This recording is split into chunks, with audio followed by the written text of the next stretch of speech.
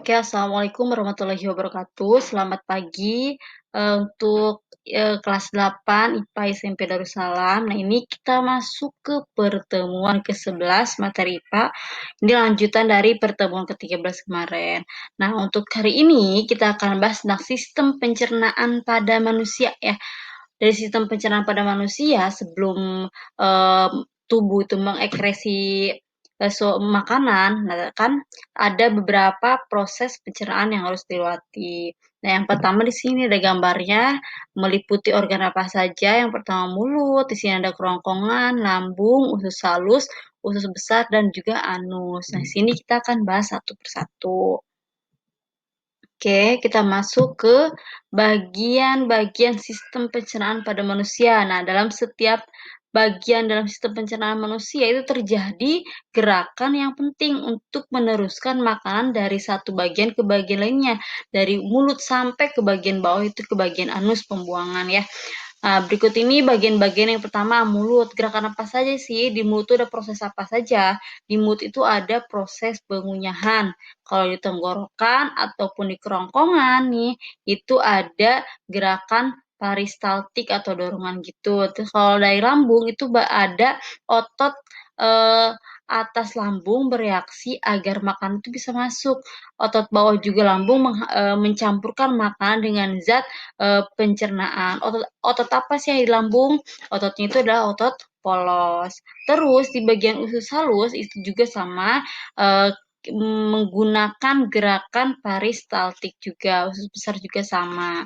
Nah, yang pertama kita akan bahas tentang mulut. Di mulut itu apa aja sih bagian-bagiannya nih? Bagian mulut itu bagian gusi, ada bagian giginya, langit-langit bagian atas, ada juga nula, lidah, langit-langit bagi lunak.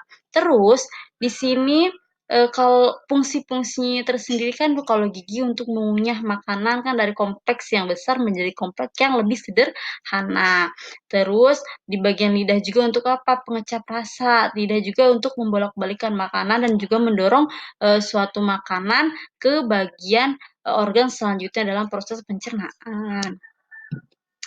Terus bagian mulut itu kan merupakan langkah pertama dalam sistem pencernaan manusia. Jadi proses pencernaan itu dimulai saat kamu mengambil gigitan pertama pada makanan, disebut juga pencernaan mekanik dan kimiawi. Jadi di dalam mulut itu terjadi dua proses pencernaan ya, ingat ya. Di dalam mulut itu terjadi dua proses pencernaan, yaitu secara mekanik dan kimiawi. Kalau yang secara mekanik itu menggunakan lidah, terus pengunyahan oleh gigi, nah itu mekanik. Sedangkan kalau kimiawi itu, apa namanya, melibatkan suatu enzim. Enzim apa aja? Yaitu enzim Peteali dan enzim amilase. Oke, paham ya? Kita lanjut. Nah, di bagian kedua, nah pertama kan tadi makanan yang sudah dihaluskan nih oleh mulut, yang sudah menjadi apa namanya, partikel-partikel kecil dalam mulut. Nah, masuklah ke bagian tenggorokan ataupun kerongkongan. Nah, tenggorokan atau faring itu merupakan saluran ataupun alat pencernaan yang menghubungkan rongga mulut ke rongga esofagus. Jadi faring juga itu berhubungan dengan rongga hidung nih, yang berfungsi untuk memproduksi suara. Jadi nanti ada faring dan laring. Kalau faring itu kan bagian tenggorokan, kalau laring itu nanti bagian pernapasan. Nanti di bagian faring dan laring itu ada bagian katup untuk penutup ketika makanan masuk dan ketika kita apa namanya, bernapas gitu. Karena di bagian faring laring ini ketika kalian makan, maka katup ini akan tertutup. Ketika kalian bernapas, katup itu akan terbuka. Terus makanan yang ditelan nih dari mulut itu masuk melalui tenggorokan dan diteruskan ke tabung berotot, yaitu esofagus ataupun bagian kerongkongan. Nah, tabung ini memiliki panjang sekitar 25 meter. Jadi tenggorokan kalian itu maksimal itu 25 sentimeter dalam esofagus. Oke. Terus hingga mendorong makanan menuju nanti dari ada gerakan peristaltik, terus makanan itu akan menuju ke lambung. Oke, lanjut yang lambung ya. Lambung itu merupakan organ yang berbentuk seperti kantong yang terdiri dari dinding berotot di lambung. Nah, terjadi sistem pencernaan mekanik di mana makanan dan minuman itu diremas dan diaduk menjadi bubur makanan atau disebut dengan kim oleh otot polos. Dan di lambung ini juga fungsinya apa aja lambung nih? Sebagai penyimpan makanan sementara ya di lambung sebelum mencapai ke usus halus dan usus besar juga ada ataupun terjadi penyerapan. Terus ada 3 bagian lambung yang penting, bagian mana aja? Bagian atas itu disebut dengan kardia, bagian tengah yaitu disebut dengan fundus, terus ada juga bagian bawah disebut dengan pilorus. Terus di bagian lambung juga di sini terjadi pencernaan kimiawi. Nah, jadi di lambung juga ada mekanik, ada juga pencernaan kimiawi. Di mana makanan itu dicerna oleh enzim dalam getah lambung yang dihasilkan oleh sel kelenjar dinding lambung. Nah, getah lambung atau itu sendiri apa aja nih? Kalau enzim ya, kalau di lambung itu ada enzim pepsin, ada juga enzim renin. Enzim pepsin ini fungsinya untuk apa? Untuk mencegah protein untuk memecah protein menjadi pepton dan pe, eee, pe, perot perotozoa. Terus kalau renin itu enzim untuk mengumpalkan protein susu ataupun kasein lalu dicerna oleh pepsin. Kalau untuk asam klorida atau disebut HCl, asam yang berfungsi untuk membunuh kuman dan bakteri pada makanan dan mengaktifkan pepsin menjadi pepsin lipase, terus gratik enzim yang menghubungkan lemak menjadi asam lemak. Nah, setelah melalui proses sistem pencernaan tersebut, lambung perlahan-lahan akan meneruskan kim ke usus halus. Nah, dengan menggunakan gerakan peristaltik. Nah, di bagian usus halus ini, usus halus itu panjangnya ya mencapai 670 cm sampai dengan 760 cm. Jadi kebayang ya panjangnya seperti apa itu usus halus dalam tubuh kita, dalam perut.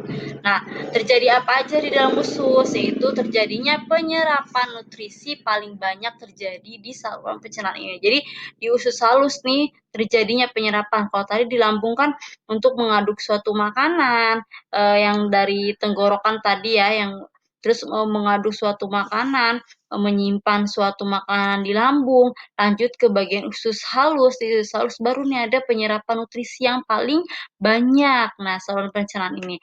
Usus halus ini terdiri dari 3 bagian penting yang masing-masing memiliki fungsi yang berbeda. Yang pertama nih, jadi usus halus itu ada 3 ya. Yang pertama itu ada duodenum atau disebut juga dengan kalau kita tuh nyebutnya usus 12 jari. Jadi usus 12 jari ini adalah bagian usus setelah lambung ya. Fungsinya untuk menyalurkan makanan ke usus halus dan pencernaan makanan secara kimiawi. Terdapat 2 muara saluran yaitu getah pankreas dan juga kantung empedu dan juga enzim ya. Enzim diserangkan oleh getah usus halus merupakan enzim heterokinase, nah tripsin, repsin ya banyak ya lipase juga ada. Nah, di sini usus halus nih ya, ada yang namanya duodenum yang bagian atas nih, penghubung antara lambung bagian atas. Nah, jejunum bagian tengah, nah ini juga ileum bagian bawahnya. Di sini juga ada umbai cacing ataupun disebut juga dengan apa namanya? Usus buntu. Nah, terus lanjut ke jejunum yang kedua, yaitu usus disebut juga dengan usus kosong. Jadi permukaan usus kosong itu terdapat jenut-jenut usus yang berbentuknya fili. Jadi fungsi fili itu untuk apa? Untuk memperluas permukaan usus untuk menyerapan makanan. Hampir 90% penyerapan nutrisi terjadi di bagian usus halus ini dan selanjutnya diedarkan ke dalam aliran darah dan limpa. Nah, yang ketiga itu ada usus ileum atau disebut juga usus penyerapan. Nah, bagian akhir pada saluran pencernaan ini usus halus ataupun nutrisi dari vitamin B12, garam, empedu, elektrolit dan semuanya ya diserap oleh bagian usus halus ataupun ileum seperti jejunum. Usus ileum juga memiliki villi. Nah, terus gerakan kontraksi peristaltik pada usus halus itu mendorong makanan dari suatu bagian ke bagian lainnya. Jadi si sakim ini yang berupa limbah nih yang tadi kan udah diserap nih oleh usus halus.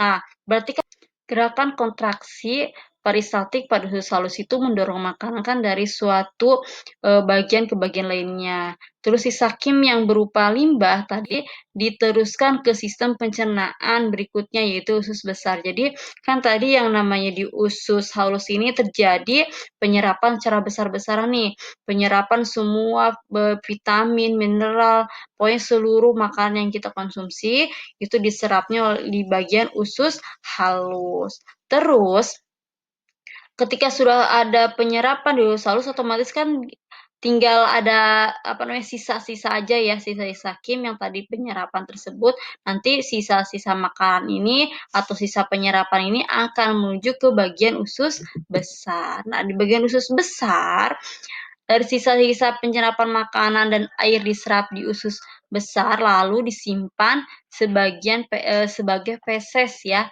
sebelum dieliminasi. Terus usus besar terdapat bagian sekum ataupun kolon, rektum, dan kanalis anal. Nah, fungsi utama usus besar untuk apa? Untuk membusukkan sisa makanan. Kalau tadi, di bagian usus halus fungsinya untuk penyerapan makanan, kalau untuk di usus besar itu sebagai pembusukan sisa makanan yang akan menjadi feses. Nah, sisa makanan atau limbah oleh apa? Oleh bakteri Escherichia coli agar lebih mudah untuk dikeluarkan. Nah, di bagian kolon ini juga terjadilah penyerapan air dan vitamin K. Oh, jadi ya sebelum adanya sebelum dikeluarkan ya ataupun terjadinya pembusukan oleh bakteri Escherichia coli ya terjadi juga penyerapan air dan vitamin K, oleh apa? Penyerapan air dan vitamin K. Setelah itu zat makanan yang sudah dicerna akan disimpan di rektum dan dieliminasikan melalui kanalis anal ke bagian anus dengan gerakan peristaltik gitu. Ini gambarnya bagian usus besar ya, bagian kolon-kolonnya di sini. Oke. Oke, terima kasih untuk pertemuan ke-14. Cukup sekian. Jangan lupa belajar dengan fokus. Terima kasih. Assalamualaikum warahmatullahi wabarakatuh.